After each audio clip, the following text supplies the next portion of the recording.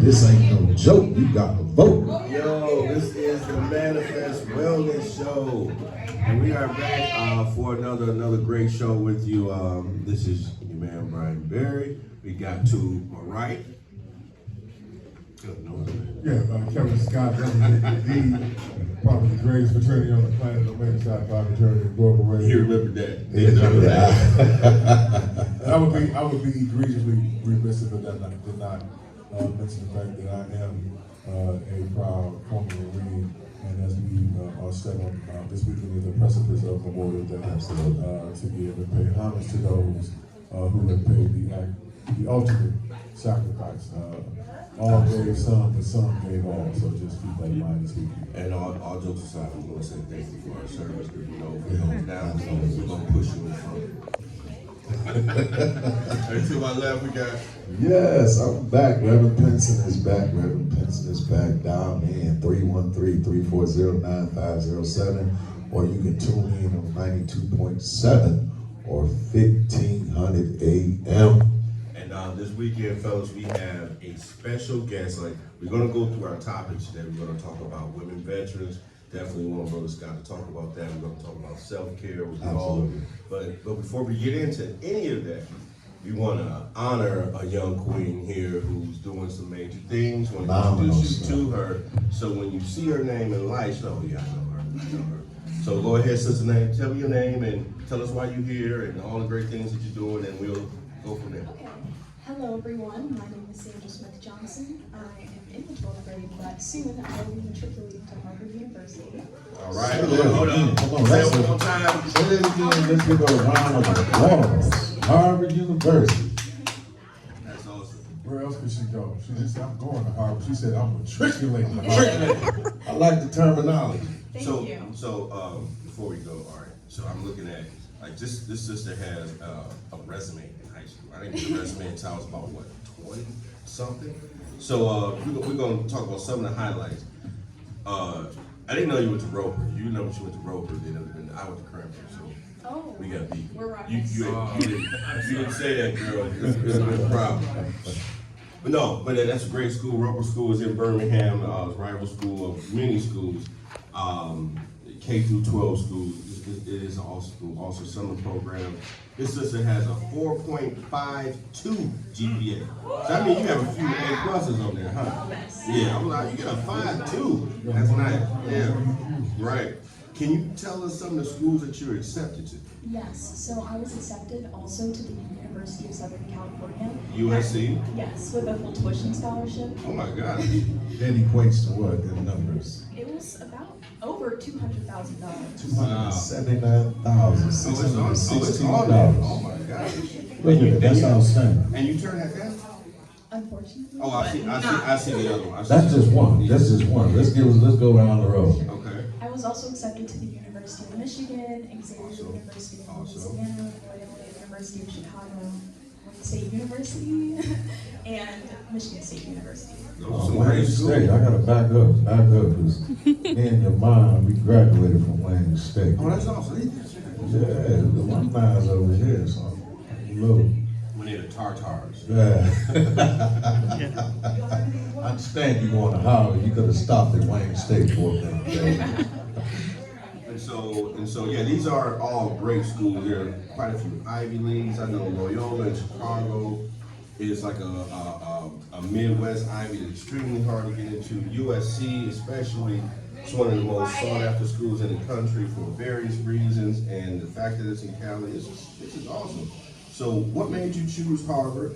What do you want to study? And what's your long-term goal? And Sandra, before we get into that question, can we just, I'm just looking at this number. Did you see this award number from Harvard? Total scholarship awarded. Oh, wow. Almost $1 million. No, yeah, let's I have to acknowledge that. That's commendable within its own. Almost $1 million. $907,445 to be exact. The future is bright. The future is very bright. The future is bright. So I just want to commend that. I want to acknowledge that.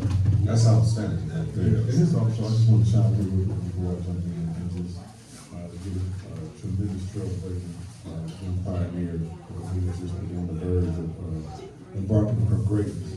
I'm gonna piggyback off you, Brother Barry. When I was handed this piece of paper, I'm like, okay, well, this is, resume is our code. Then I look at it again, this is a high school. High school student. I'm really marveling at this because We got some of my age don't even have a resume that impressive. I got some of my colleagues who resume. Hey, brother, let me tell you about it. Mine wasn't even that impressive. I just really have to, and I know as parents, we always hear about parents who ain't doing a good job or aren't doing a good job with their children. So it is also apropos to give her mother who's present her flowers as well. Absolutely. Because as a parent, we always had grandparents. We definitely like to hear those things about our child. Because let's face it, I know they say the old saying, the children act in the village. This is an African proverb. The children act in the village and they do in the hut. And we say, when the mouse is away, when the cat is away, the mice will play. So we don't know what our kids doing when we ain't around. I know when I was young, God rest both their souls. My best friend, his mother said this, and I was about 15 years old. And she said, I would be a fool to think that everybody else's child is doing but mine. So we have to just be mindful of that. So when I'm going back to my point, I want to give both of these young ladies tremendous. Thank you. Absolutely right. Thank you. So Sister Sandra, I was reading some of your free information, and it said, I think I'm right here, you got a major in history, science, and we have a minor in Black Studies. Yes, so at Harvard, there's a major actually called history and science, so it encompasses both of those subjects. And then there's another major called African American studies. Yeah, turn that mic up. Here. Yeah, stay here. Hello? Okay. Thank you. African American studies, so actually that's a double major, or Okay. they call it a joint concentration, Okay, great. which is when you write a thesis that talks about connecting both of those subjects. So in the end, I want to draft a thesis on the Black community's contributions to science throughout history. My end goal, though, is to become a lawyer. There So we go. No, very that's excited. yeah, you can still apply to law school. I Of think course. that's awesome, having that connection between history and science, because we know there are so many things that we did, For sure.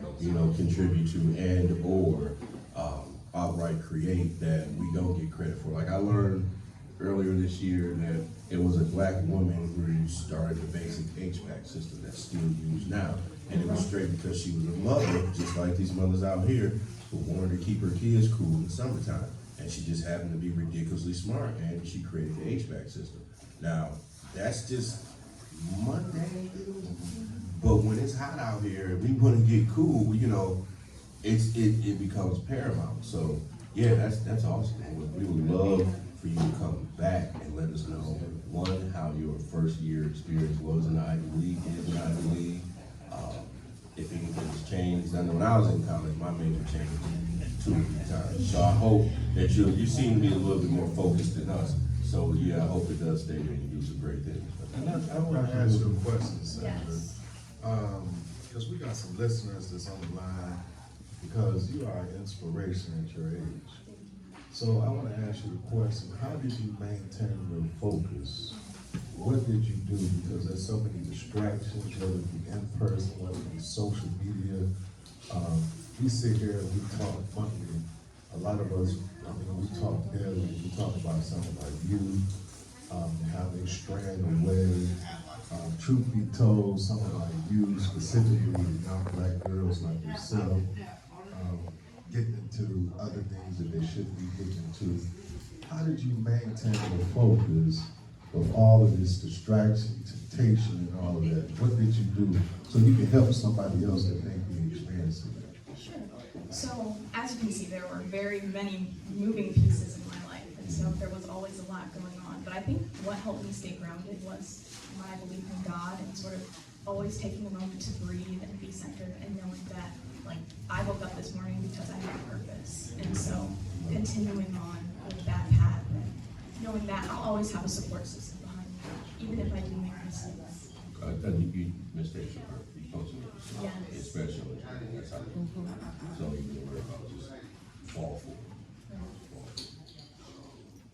And so that's very instrumental because we see so many unfortunate situations through working in the educational school system. And I was talking to a friend of mine he said there's a alarming rate of not necessarily the boys that's committing crimes, unfortunately, they are, but it's the young ladies committing crimes. And so that's very good to know because, and then you got social media. So how did you deal with maintaining your focus and not being distracted on social media? Well, I will say, I do love TikTok and I do love Instagram for sure. Because TikTok and Instagram is influencing some of our young people Right. and straying them away. This is what they're telling me. This is what they're telling me, Brian. They're saying TikTok and Instagram, unfortunately, for some students, is just like it's a distraction. Right, and I think a big thing is finding a balance. Like, I do spend time on Instagram, but I love reading books and I love fantasy I love novels. it. Yes, I love spending time with my friends. I love going to the library. So making sure that you're balancing work with play, I think, is the biggest thing here. That's key. Yes. I love that comment, and because you said that comment, I'm gonna use that as my segue to my question to you. Because I'm looking, again, I am really just, trying to digest everything on this resume. And to say that I am blown away is an egregious understatement. I mean, I'm looking at this, some of the things that you have on here today. It is truly remarkable. I mean, it is remarkable. So my question to you is that having done and accomplished all of this at such a young age, what do you do? Because you said it's a balance. What do you do? What social life do I have? Well, I'm gonna get to that. You kind of touched on that. But where I'm going with this is, how do you keep yourself from being overwhelmed? And what do you do? What do you do to tell yourself, how much pressure are you putting yourself? Because this is, I'm gonna keep it 100. This is some hell of a status up to keep up to. I mean, I know you gotta go replace Claudine Gay because you gotta live in that house. I understand that. That's your job, but this ain't easy right here. And some things you can maintain since middle school. Absolutely. Yes, so definitely, I think what helps me decompress is dancing, actually. Freestyling. I put on my R&B playlist and let the music guide my movements. Okay. Just like your mama. Yes, I think expression is the biggest thing. Like, I can't compartmentalize my stress, so releasing it through healthy mediums is very important for me.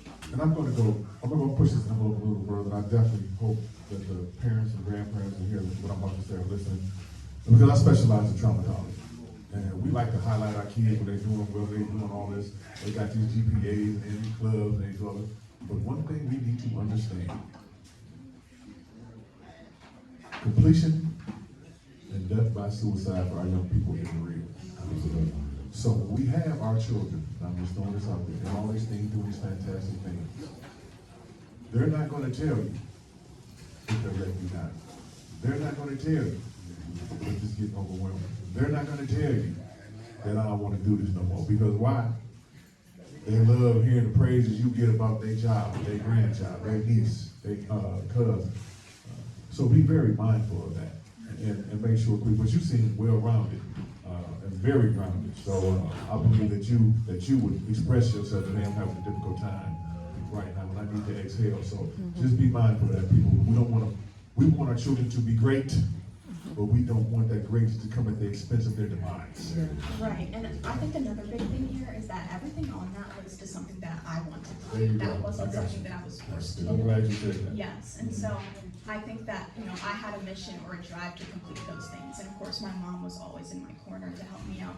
And I mean, there were times where I told her, like, I'm stressed, can I take a break? And every time she responded, yes. So I think having a parent that's always in your corner and always supporting you when you can or cannot do the things that, at that moment is very important. So we definitely want to talk to you about when we segue into self-care, because that's really what that sounds like.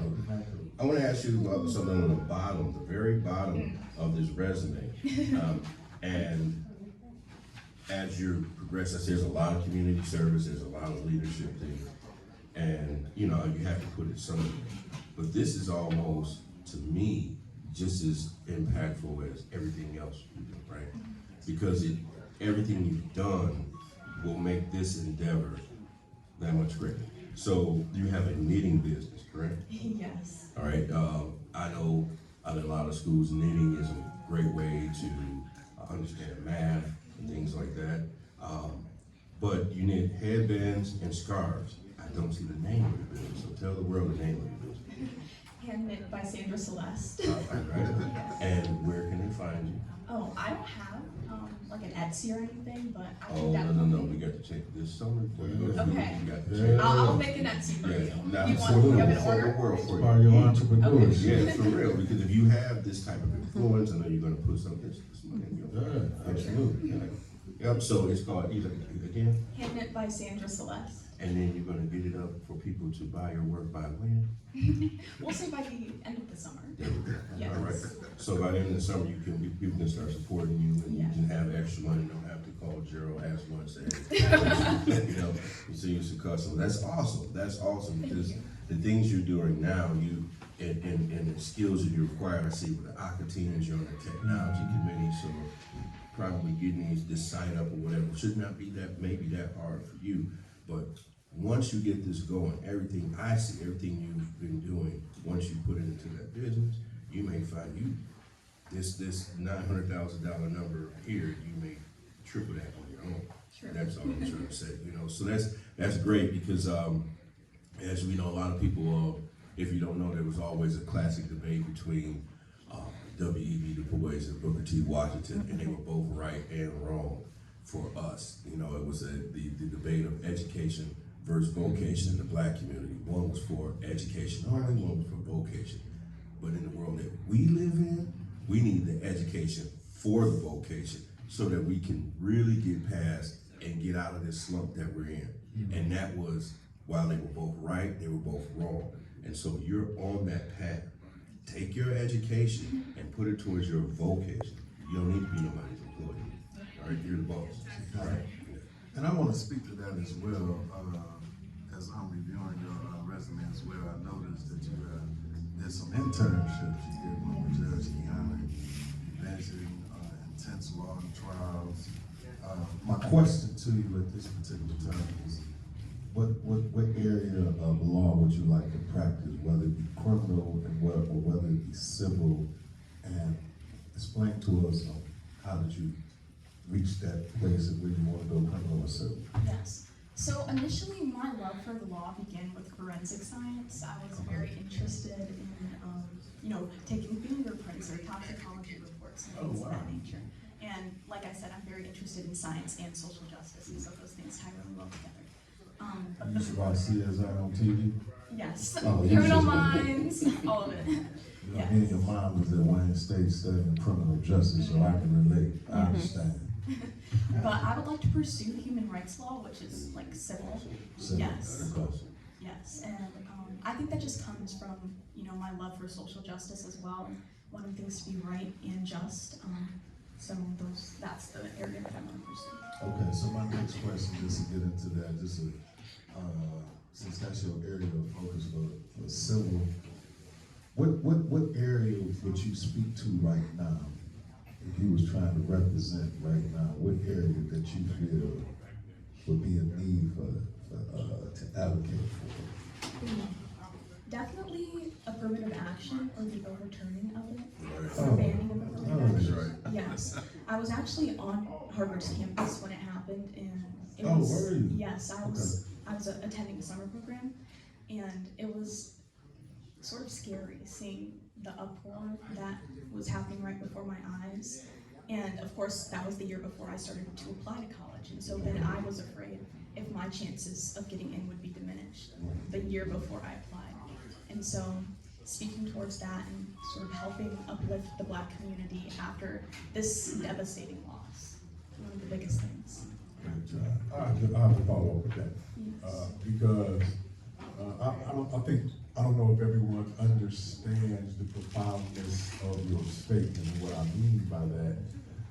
Unfortunately, much to my chagrin, I have grandchildren your age, and I call them my two oldest, I call them my grand heathens. And What you call them, Scott? my grand heathens. You said to see this almost insurrection happen before your eyes, and a lot of us who understand, well, first of all, your grandmother lived through this civil rights. We're probably one of the baby boom generation, so we caught the tail end of it, but I did experience my first encounter with racism in the early 70s traveling down south. But for you to make that connection, for you to say if it would impact you, because so many of our young children, I hate to say this, are so oblivious to the journey it took for them to sit in the seats that they sit in, and the opportunities they had that presented to them, they minimize it. But for you to understand that this can impact you, I just want you to just speak on that, because it also, with this tremendous fight to eradicate DEI in Florida, and has spread across other states as well, and what that means to your generation, actually. Yes. So, reading the dissent of Justice Ketanji Brown Jackson, who attended Harvard for law school, she said that for people to feel victimized when we start recognizing the systemic advantages that other people have towards their college journey, sort of ignores the legacy of discrimination and inequality that others face. And so, we as Black people have been set back for generations. We didn't get to attend colleges when they first opened. We had to wait 100, 200 years to go. HBCUs just got founded, but we didn't have opportunities until they were founded, and still some of them are underfunded. And so, seeing this can be very disheartening. I think the big thing that helped me during my college application process was including my Black experience anyways. That was something that the Supreme Court recommended to do, which can be problematic as well, because now Black students feel like they have to flesh out their Black experiences without having to talk about other things they might want to use that space for. But yes, so talking about what it means to be Black, how that impacted me, and how I can use my Blackness to influence the Harvard community or any community that I find myself in is very important, and that's something that I think a lot of Black students should consider. So let me ask you. Hold on, because I'm gonna be the one that's gonna be throwing you aside that. You understand? Because I heard all this, and I hear you, because you just said something, and I'm keeping it 100 with you. You said you use your Black experience, but now what you gonna do with your cousin who can and tell you you're Black? You don't even sound Black, because I was told I was taught Black my freshman year in college.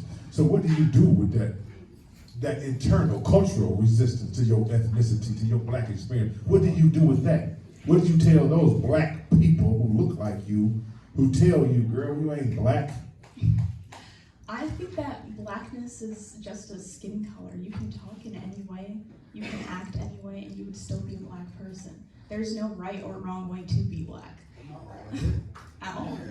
No, I understand that, and I convince you, because it's really unfair. You ain't live long enough to answer that question, but people have said I talk white or I act white, but I'm messing with you, but because I love your spirit. No, I love her spirit, but we have to understand this. But and I'm not taking the focus off this beautiful guy, gifted Black child. I'm not. But I went through a Catholic school all my life, and I faced that. Being the only, but a couple flies in the sugar, if y'all understand what I'm saying back then. So we dealt with this I dealt with this every day. And as a child, you begin to question your ethnicity. I didn't have no choice but to listen to the Bee Gees and Peter Frampton and Led Zeppelin coming up. People question me because I spoke well. But when you go to a Catholic school, if you ain't gonna go to nothing else, you're gonna learn English, child. You're gonna learn how to speak and write at a Catholic school. So what I commend you, I really do.